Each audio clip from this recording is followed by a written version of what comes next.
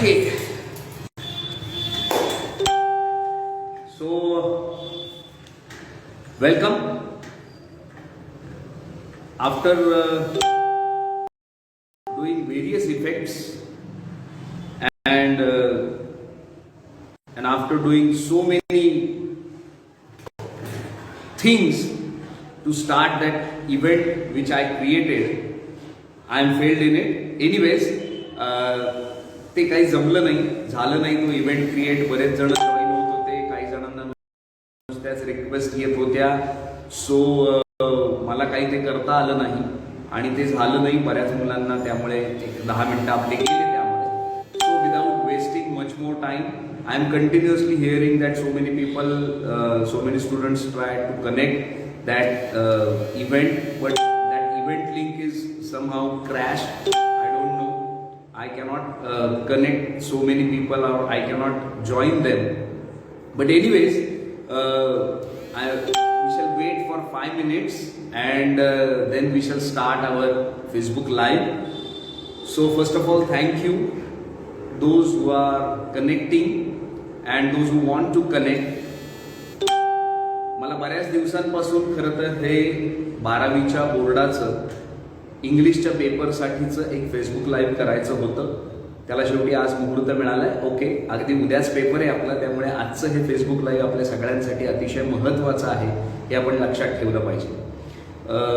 मी प्रसाद बेडेकर गेल्या अनेक वर्षांपासून, म्हणजे या 2022 मध्ये मला स्वतःला शिक्षक होऊन जवळपास 20 वर्ष पूर्ण होती. And I am working as a junior college assistant teacher in Pemba Charda junior college. So I am very happy. Also, I work in our own organization, which is 69 years old right now. आणि सिस्टीमच्या बाहेर आणि सिस्टीमच्या आत दोन्ही ठिकाणी असल्यानंतर येणारे वेगवेगळे अनुभव गेल्या 6 वर्षांनी मला दिले. कॉलेजमध्ये जॉईन झाल्यानंतर 12वीच्या बोर्डाचे पेपर नेमके कसे असतात आणि नेमके ते कसे तपासले जातात याची परिपूर्ण माहिती आम्हाला मिळाली. मी स्वतः गेल्या 6 वर्षात जवळपास 1,500पेक्षा जास्त पेपर तपासलेले आहेत आणि ते किती इंटरेस्टिंग काम असतं, किती क्रुशल असतं हे आम्हालाच माहिती आहे. कारण जवळपास नुसता एक पेपर तपासायला तुमचा आम्हाला साधारण 25 ते 30 मिनिटं लागतात एक पेपर तपासायला. So no doubt it's a duty. पण या सगळ्यामध्ये आपल्याला खूप डोळ्यात तेल घालून लक्ष देऊन तपासावं लागतं. बिकॉज तुमची वर्षभराची मेहनत तिथे आपल्याला उपयुक्त ठरणार असते, कारण ती सगळी दिसणार असते आपल्याला तिथे. I am little bit distracting due to this continuously ting ting ting ting is going on in my years.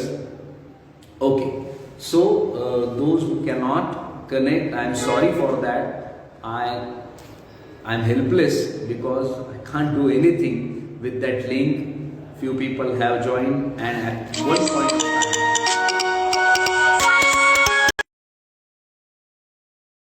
was there.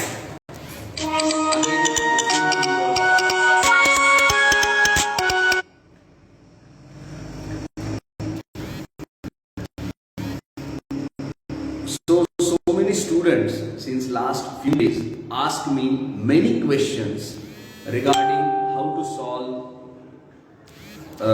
the question paper, what shall we choose, how to write appreciation.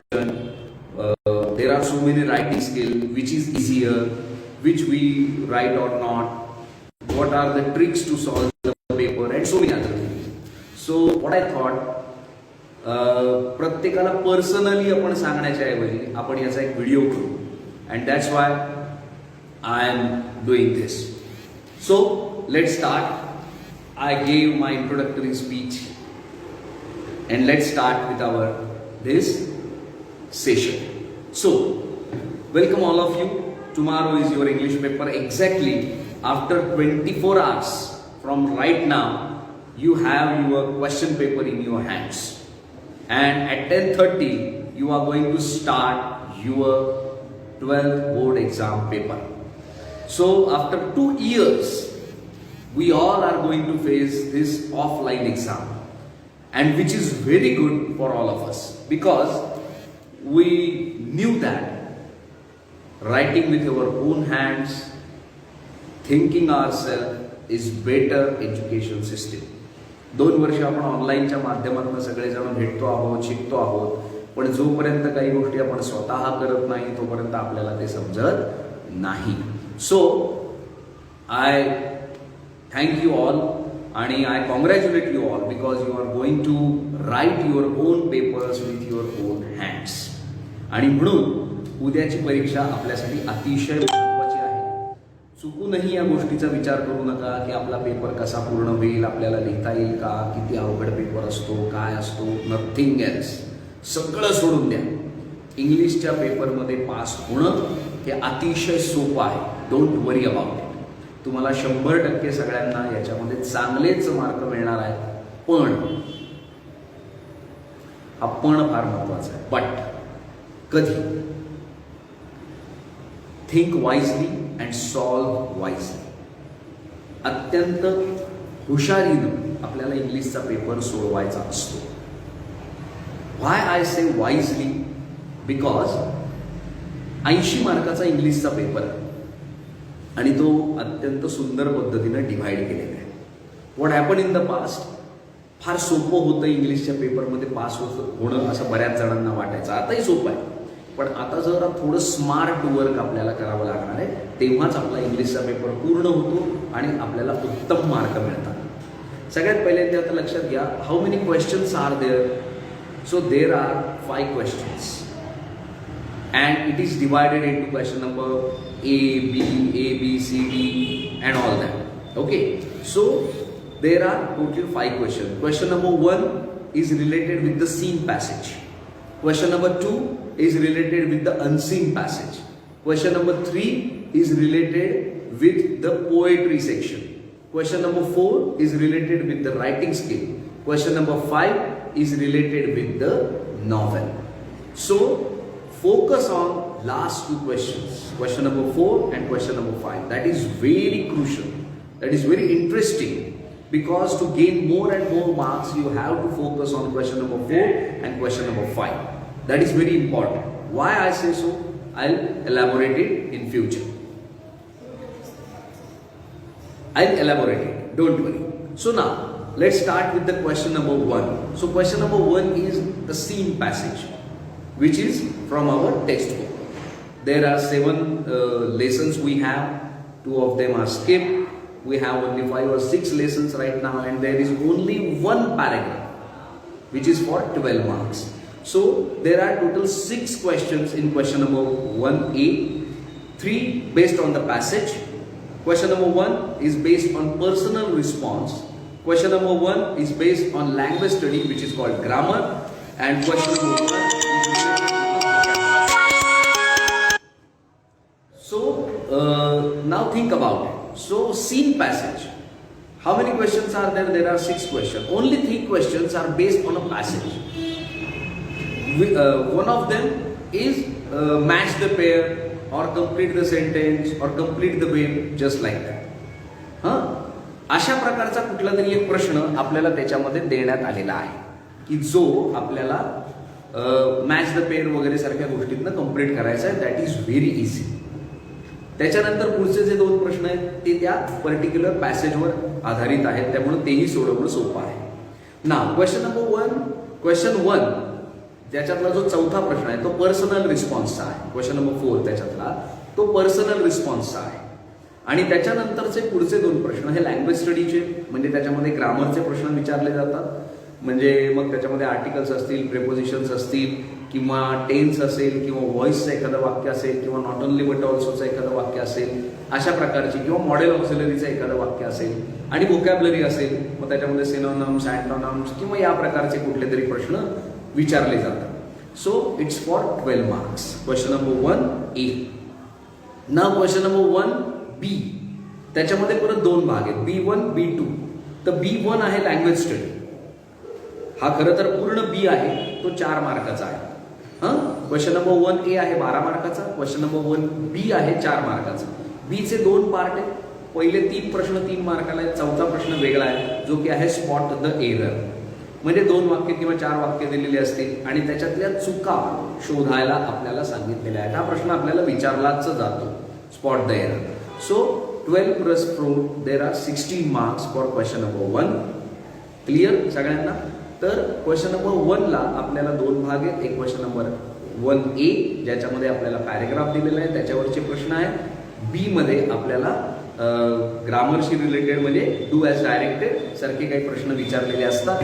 याच्यामध्ये सुद्धा अगदी तुम्हाला सांगायचं झालं तर खूप simple प्रश्न आपल्याला विचारलेले असतात त्या लँग्वेज स्टडीमध्ये, जे की सोडवणं म्हणजे एकदम सोपं काम असतं. Just a minute, I let you know.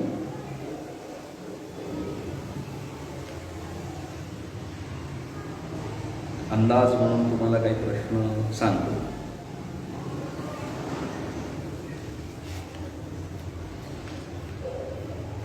जसं की begin the sentence with shop lights किंवा फ्रेम WH क्वेश्चन किंवा चेंज द डिग्री किंवा using not only but also, अशा प्रकारचे प्रश्न आपल्याला त्याच्यामध्ये विचारले जातात. आणि पुढचा प्रश्न असतो आपला लँग्वेज स्टडी स्पॉट द एररचा, जो आपण सोडवणं अत्यावश्यक आहे कारण तो कंपल्सरी असतो. Next question number 2A.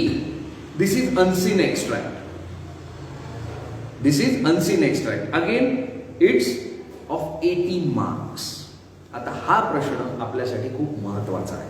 कसं आहे, पहिले 12 मार्क कॉमन आहेत, बरोबर आहे. मग त्याच्यामध्ये 6 प्रश्न आहेत, 3 उतार्यावर आधारित आहेत, एक पर्सनल रिस्पॉन्स आहे, एक लँग्वेज स्टडी आहे आणि एक व्होकॅब्युलरी आहे, just like the seen paragraph. पण याच्यातला जो क्वेश्चन नंबर 2B आणि 2C आहे हा आपल्यासाठी मार्क मिळवणारा सेक्शन आहे.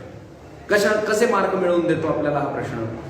जसं वरती आपल्याला लँग्वेज स्टडीमध्ये मार्क मिळतात किंवा स्पॉट द एररमध्ये 100% मार्क मिळतात, तसंच या क्वेश्चन नंबर 2 मध्ये बी आणि सी ला आपल्याला 100% मार्क मिळतात. कसे मिळतात? कारण तो प्रश्न आहे समरी रायटिंग आणि माइंड मॅपिंग. हे 2 कंपल्सरी प्रश्न आहेत, याला 3-3 मार्क आहेत, बरोबर आहे. 6 मार्क आहे. याची मार्किंग सिस्टीम पण फार इंटरेस्टिंग असते. समरी रायटिंगला 1 मार्क आपल्याला टायटलला असतो, 1 मार्क आपल्याला त्याच्यामध्ये आपण काय काय लिहितोय त्याचं एक्झॅक्ट शॉर्ट केलेलं आहे की नाही आपण समरी, आणि 1 मार्क प्रेझेंटेशनला असतो. It's very easy to gain marks. आलं लक्षात? आणि म्हणून समरी रायटिंग हा प्रश्न आपल्यासाठी 100% मार्क मिळवून देणार असतो. मग तो आता मी परीक्षक आहे, मी सगळं तर तुम्हाला सांगू शकत नाही कारण हे सोशल मीडियाचा प्लॅटफॉर्म आहे. So I cannot tell you each and everything, but think about it. 100% आपल्याला याच्यामध्ये मार्क मिळतात कारण 1 मार्क टायटलला आहे, 1 मार्क प्रेझेंटेशनला आहे, 1 मार्क तुमच्या मधल्या कंटेंटला आहे.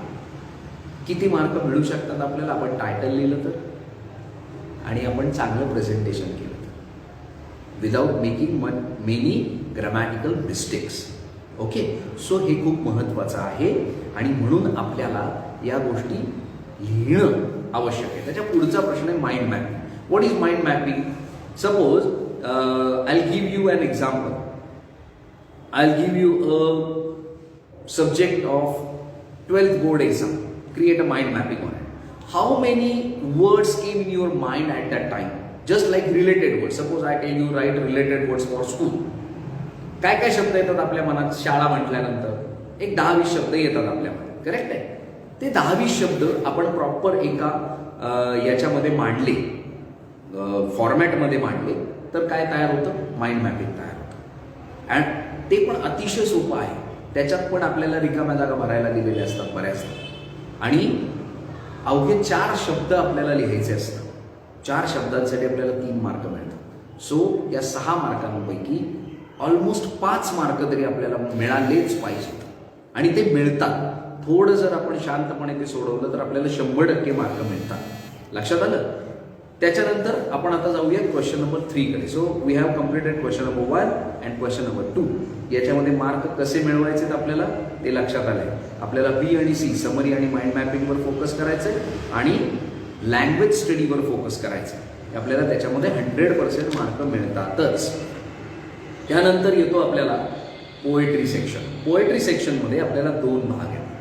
पैकी एक भाग आहे सीन एक्स्ट्रॅक्ट दिलेला असतो, त्याच्या खाली प्रश्न असतात ज्याच्यामध्ये फक्त 2 प्रश्न हे कवितेवर रिलेटेड असतात. पैकी पहिला प्रश्न हा fill in the blank, spot, join the pairs किंवा अशा प्रकारचा असतो जो आपल्याला त्याच्यातनं पाहून सहज सोडवता येतो. एक प्रश्न असतो पर्सनल रिस्पॉन्सचा, एक प्रश्न असतो आपल्याला पोएटिक डिव्हायसेसचा. आपल्याला पोएटिक डिव्हायसेस पण फार नाही आहेत. मेटाफर, सिमिली, एलिटरेशन, इन्व्हर्जन, ओनोमोटोफोइया, त्याच्यानंतर रिपिटेशन, असे 7 ते 8 फक्त फिगर ऑफ स्पीच आपल्याला आहेत किंवा पोएटिक डिव्हायसेस आहेत. आणि ते ओळखणं किंवा समजून घेणं अतिशय इझी आहे, त्यामुळे त्याचं काही तुम्हाला प्रॉब्लेम येणार नाही. एकच प्रश्न येणार आहे त्याच्यावरचा आपल्याला. आणि पुढची आहे पोएटिक क्रिएटिव्हिटी. सो आता वी ऑल आर पोएट, आपण सगळेजण खरं तर कवी आहोत. उत्तम शब्दाला शब्द जुळवणं आपल्याला फार चांगल्या पद्धतीने जमतं. What we advise as teachers or supervisors or examiners, आम्हाला काय सल्ला दिलेला असतो की ते अपूर्ण नाही पाहिजे, but we can accept all your creativity. There is no barriers for creativity ना. क्रिएटिव्हिटीला बॅरियर्स नसतात, त्याला काही प्रॉपर फॉर्मॅट नसतो की असं लिहिलं तरच तुम्हाला मार्क मिळतील. So I hope you understand what I am saying. I am suggesting you something that there is no barriers for your creativity, but it must have some proper things in it. ते योग्य पाहिजे. उगाच काही लिहिणं किंवा अपूर्ण सोडून देणं तर आम्हाला तुम्हाला मार्क देता येत नाहीत. त्यामुळे तुम्ही त्याचा व्यवस्थित विचार करून लिहिणं, आपल्याला त्याला 100% मार्क मिळतात. 5 प्रश्न आहेत, 2 मार्काला 1 प्रश्न आहे. त्यामुळे पोएटिक क्रिएटिव्हिटीला 2 मार्क आहे. योग्य केलं 2 पैकी 2 मार्क मिळतात. पोएटिक डिव्हायसेसला 2 मार्क आहे. बरोबर ओळखलात आणि त्याचं स्पष्टीकरण दिलं 2 मार्क मिळतात. कवितेतला जो पहिलाच प्रश्न आहे तो fill in the blanks, match किंवा कम्प्लीट अशा प्रकारचा येतो, त्याला 2 मार्क मिळतात. म्हणजे बघा 10 पैकी 6 मार्क आपले कन्फर्म आहेत. आणि त्यानंतर आपण येऊयात दुसऱ्या प्रश्नाकडे, क्वेश्चन नंबर 3B. आता हा क्वेश्चन नंबर 3B काय?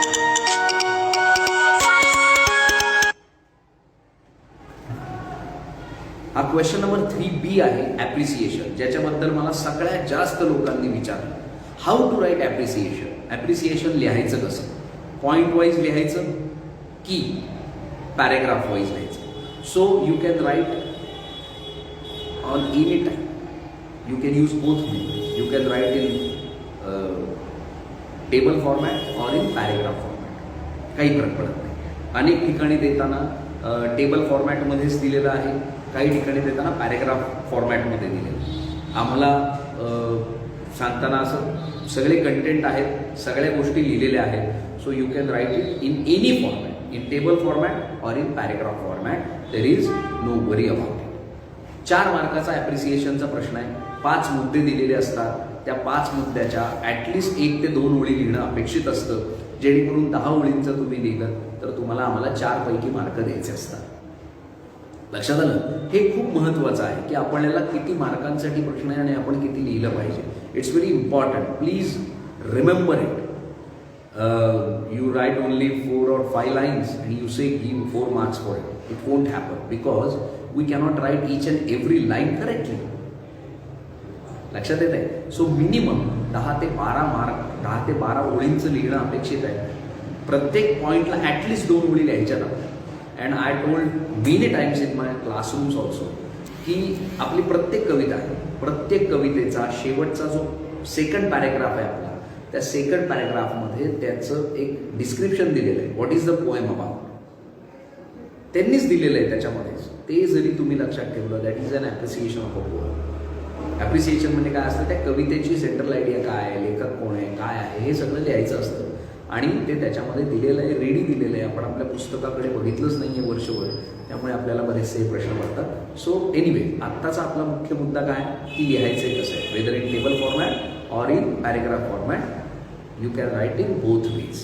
Okay, so now my most favorite sections, question number 4A, B, C, D and question number 5.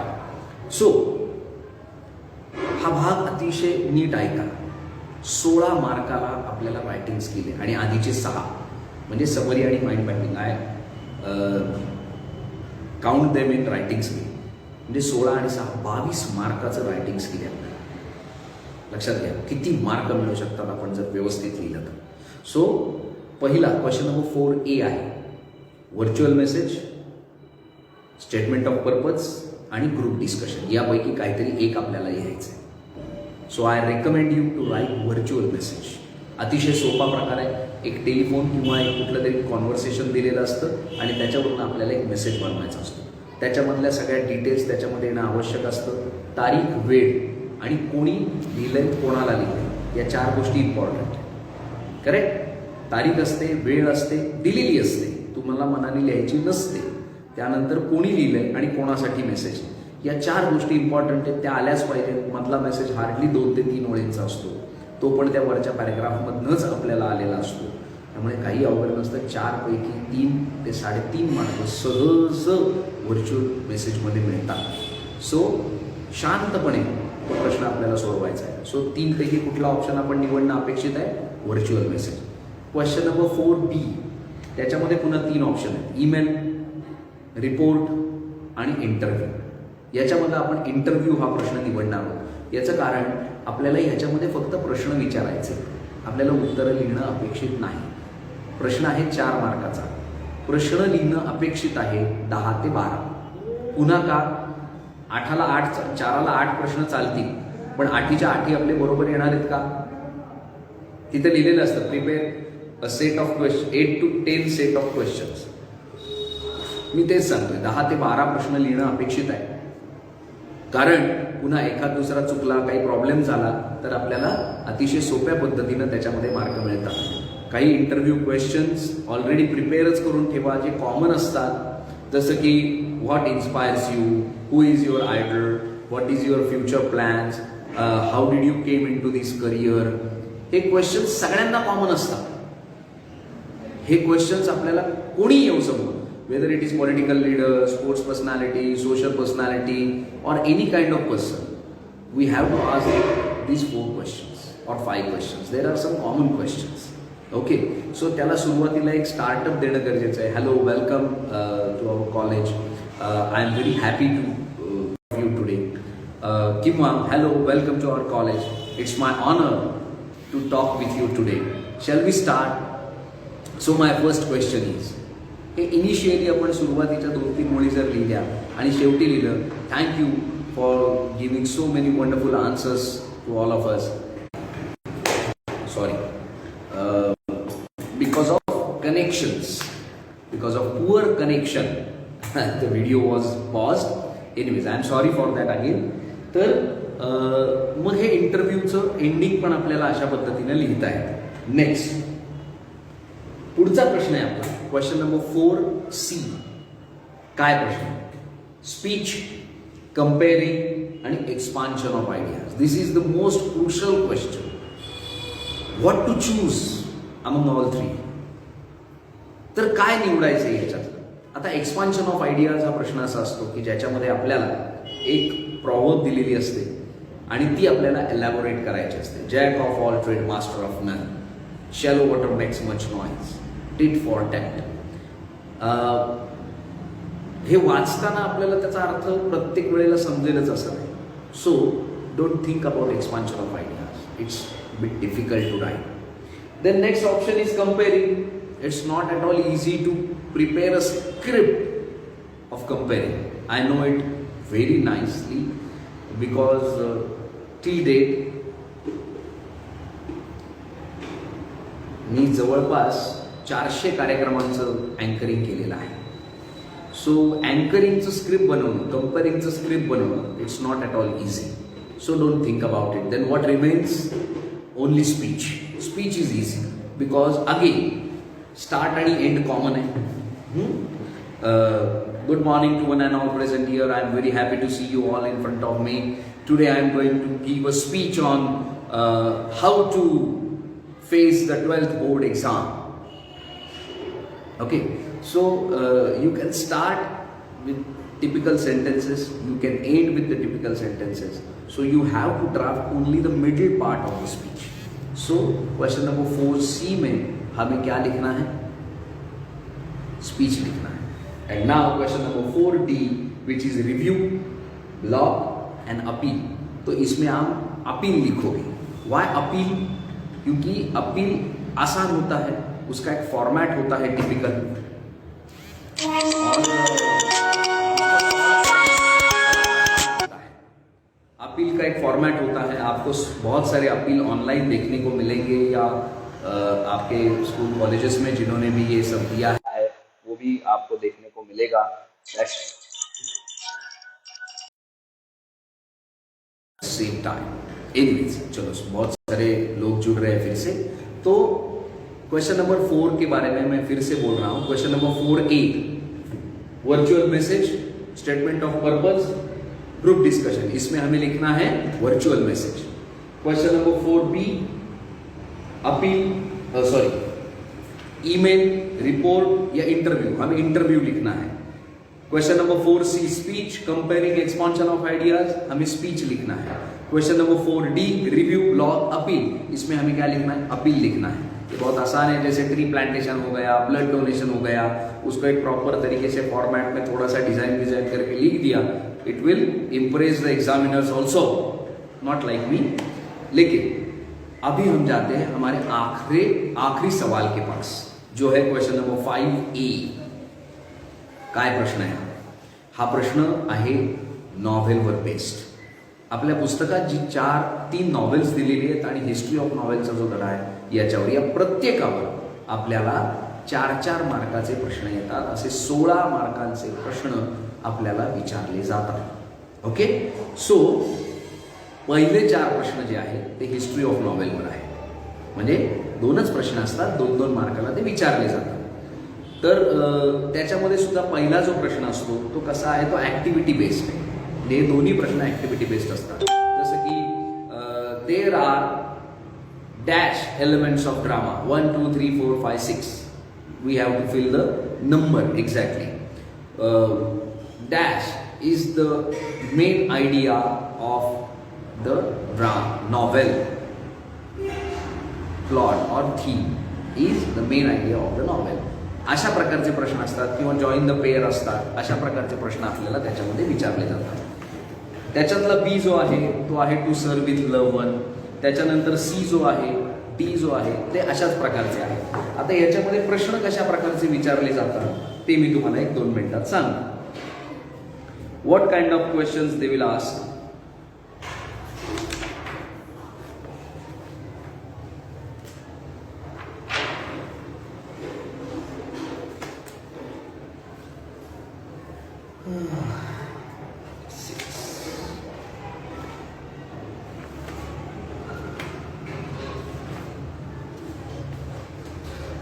Okay, so here is a novel around the world in 80 days. So कौन से सवाल पूछे जा सकते हैं? कुठले प्रश्न? Select a character of the following which is not major character of the novel. Justify your answer. Phileas Fogg, Oda, James Strand and Jean Passepartout. याच्यातलं कुठलं पात्र major character नाहीये आणि का? Suppose we say James Strand is not a major character in the novel because, मग आपण त्याचं इलॅबोरेशन लिहायचं आहे। प्रश्न अजून एक प्रकारचा, arrange the incident in correct sequence as per their occurrence in the extract. 4 वाक्य दिलेली आहेत, ती ज्या क्रमाने आली आहेत, घटना घडल्यात त्या लावायच्या। किंवा complete the table highlighting the various traits of the major character in the extract, Phileas Fogg, Aouda, Passepartout, detective Fix. मग त्यांचे काय कॅरेक्टरिस्टिक्स आहेत ते फक्त मेन्शन करायचे आहेत आपल्याला। किंवा अजून एक काय प्रश्न विचारला जातो, Phileas Fogg is as cool as cucumber, whereas Passepartout is as crazy as a loon. Explain the statement by citing some references from the extract. किंवा describe the importance of the following place in the development of the plot and behavior of the character. Liverpool म्हणजे काय? Liverpool या शब्दाचा किंवा या जागेचा काय महत्व आहे याच्यामध्ये पूर्ण करण्यासाठी, या सगळ्या गोष्टी त्यांनी सांगायच्या। So there are different types of questions here. We can say describe, explain, compare, illustrate, narrate, या वेगवेगळ्या प्रकारचे प्रश्न विचारले जातात. So I request all of you, आजचा पूर्ण दिवस आणि उद्या सकाळी पेपरला जाईपर्यंत तुम्ही वेगवेगळ्या वेळेला मॅक्सिमम टाइम नॉव्हेलच्या वेगवेगळ्या प्रश्नांचा अभ्यास करा. You have to know what is the theme of the novel. You have to know what is the plot of the novel. You have to know how many characters are there, which is major, which is minor. आपल्याला ते printed दिलेले आहेत, the major characters and the minor characters on the first page of the novel. आपल्या पुस्तकामध्ये ते त्यांनी दिलेलंच आहे. So ह्याचा जास्तीत जास्त अभ्यास करा की जेणेकरून उद्या कोणत्याही प्रकारचा प्रश्न आपल्याला आला तो आपल्याला सोडवता आला पाहिजे. Now one more very very very important thing I am going to tell. Please read the questions carefully, very calmly and quietly. Read the question, what they want to ask you exactly, what kind of answer they expect from you. तुम्ही प्रश्न वाचल्याशिवाय तुम्हाला हे समजणार नाही. So read the question very very very carefully on any question, from question number 1A to question number 5B or 5D. प्रत्येक प्रश्न अतिशय महत्त्वाचा आहे. याचं कारण असं, आपल्याला त्याच्यातल्या नेमक्या गोष्टी समजणं खूप महत्त्वाचं आहे की काय आहे, काय विचारलंय त्यांनी आपल्याला. जसं याच्यामध्ये आता कॅरेक्टर विचारलंय का, आता काही वेळेला विचारतात, वेगवेगळ्या पद्धतीनं विचारतात. Phileas Fogg is a very strange personality. Do you think that it's true? Then elaborate your answer. म्हणजे काय, फिलियस फॉग हा एक विचित्र माणूस होता हे तुम्हाला खरं वाटतं का? आपण हो जरी म्हणालो तरी आपल्याला त्यांनी काय विचारलं, एलॅबोरेट युअर आन्सर. नाही जरी म्हणालो तरी त्यांनी काय विचारलंय, थोडक्यात काय, आपल्याला फिलियस फॉगचं कॅरेक्टर लिहायचं. कळतंय? तर हे आपल्याला समजलं पाहिजे. म्हणून हे वेगवेगळे जे प्रश्न आहेत वेगवेगळ्या पुस्तकांमधनं तुमच्याकडे आलेले, ते काळजीपूर्वकपणे वाचा, ते नीट समजावून घ्या आणि त्यानंतरच त्याचं उत्तर घ्या. Don't be in Hari. उद्या आपल्याला अर्धा तास एक्स्ट्रा मिळणार का, आपल्याला सवय नाही राहिली असं सरकारचं मत आहे. त्यामुळे 3.5 तास पेपर लिहायचा आहे आपल्याला. It's a huge time. आणि जगातला कोणताही माणूस 3.5 तासात इंग्लिशचा पेपर सोडवू शकतो, कारण तो इतका सोपा आहे. So without taking any kind of tension, think calmly and quietly, read all the questions, try to solve them with your proper timing. जसं आता मी ते पण तुम्हाला सांगणार आहे. आता काय लक्षात ठेवायचं आहे आपल्याला, सगळ्यात महत्त्वाची गोष्ट, कुठल्याही पद्धतीनं प्रश्नांचा क्रम बदलायचा नाही. म्हणजे रायटिंग स्किल सुरुवातीला लिहिले मग नॉव्हेलच लिहिले, अजिबात असं करायचं नाही. जो प्रश्नांचा क्रम दिलेला आहे त्याच क्रमाने प्रश्न सोडवा. जो प्रश्न लिहिता आहात त्याचं प्रॉपर लेफ्ट साईडला तुम्ही मेन्शन करणं गरजेचं आहे की हा कुठला प्रश्न आहे. क्वेश्चन नंबर 1A आहे, क्वेश्चन नंबर 2B आहे, क्वेश्चन नंबर 1C आहे का 4D आहे, हे आम्हाला कळणं, एक्झामिनर म्हणून आम्हाला कळणं गरजेचं आहे. नाहीतर आम्ही अरे हे लिहिलंच नाही, मग पुढं कुठंतरी असतं ते आम्हाला सापडतच नाही आणि मग आपण लिहिलेलं असून सुद्धा आपल्याला मार्क मिळत नाहीत. सो जे काही कराल ते लेफ्ट साईडला प्रॉपरली मेन्शन करा. नंबर 2, पहिलं मी काय सांगितलं, क्रम चुकवू नका आणि वर खाली लिहिलं तर त्याची नावं योग्य ठिकाणी मेन्शन करा. नंबर 2, कुठल्याही पद्धतीनं प्रश्न लिहित बसू नका. म्हणजे क्वेश्चन्स लिहित बसतात बरेचसे मुलं, त्याची गरज नसते. तुम्ही जर ते प्रॉपर लिहिलेलं असेल शेजारी तर तुम्हाला प्रश्न लिहायची गरज नसते, डायरेक्ट तुम्ही उत्तर लिहिलं पाहिजे. नंबर 3, ट्रू और फॉल्सची वाक्य लिहा आणि मग त्याच्या पुढे लिहा ट्रू की फॉल्स.